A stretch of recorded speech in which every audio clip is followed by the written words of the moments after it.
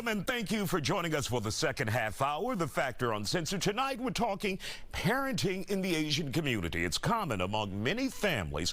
Parents are known to be strict. Many are called tiger parents. Another way of saying they rule with an iron fist. But newer generations of parents, Asian parents, say they are letting it go and raising their kids with more leniency. Tonight's panel is comprised of Asian parents. Joining us now, one of our familiar faces, Eva Go, Vivian Kwan, Barbara Joe, and Mike Tran. So, Eva, let's begin with you. Are you a tiger parent or are you a free spirit parent where you say, kids, do what you want to do what's in the stars? I am in the middle. I grew up a product of tiger parents, but I've... And how difficult was that for you? It was tough. My parents immigrated and we lived in an area where there weren't very many Chinese. And so they tried to raise us very traditionally, but in an area where we didn't have a lot to identify with. So it was difficult. It was difficult. But we chose to raise our kids in a much more neutral ground than that.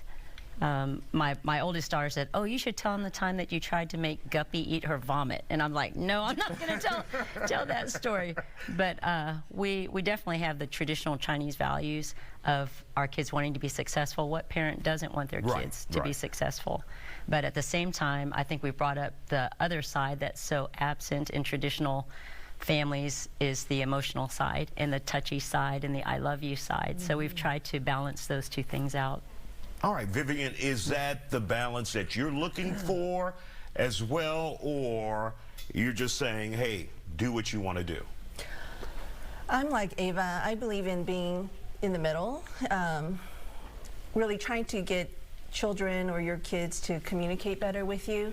Being Asian, you know, it's very typical for Asian parents to compete with other families. So if your child is, you know, in a piano, taking piano lessons, then the other parent will do the same thing.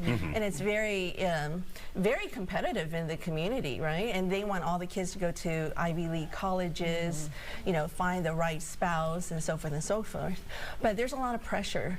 And living here in the U.S. and with the advent with, you know, just being more westernized and being able to also navigate with other cultures, you realize the importance of relationships and communication and really getting in touch with your emotions and being able to freely express your thoughts. That's just as important. The emotional quotient, EQ, is just as important as IQ, right? And, you know, being 21st century, I think now we're much more comfortable with that notion.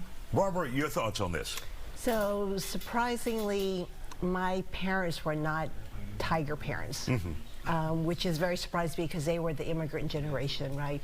But they were pretty flexible with us. I mean, of course, there were expectations that we did well, but I mean, they'd even make me go to Chinese school, which is very unheard of. You know? So I took that for my own children. Were your parents hippies? No, they were not.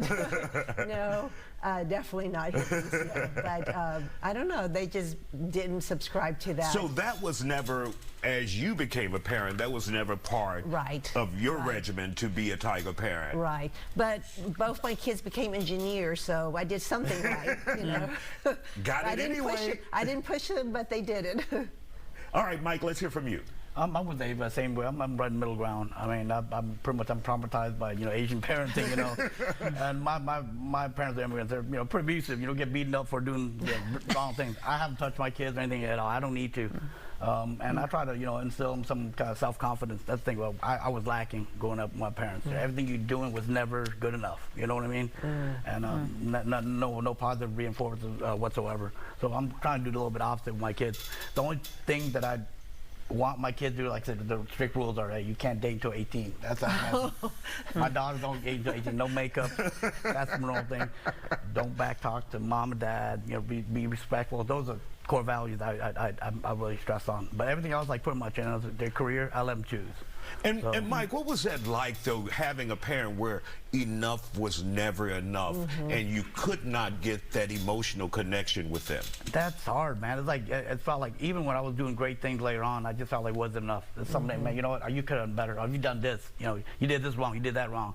And I didn't ever, you know, gave myself more credit than I should have, because it comes back to the way the parenting was. Did that ever leave you with animosity? I mean, listen, man, it made me tougher, if anything. I'm tough. It's going to be tough for me to get rattled, you know what I mean? But in a different way, with your kids. yeah, I'm not going to subject them to what it had that they my parents subjected me, so.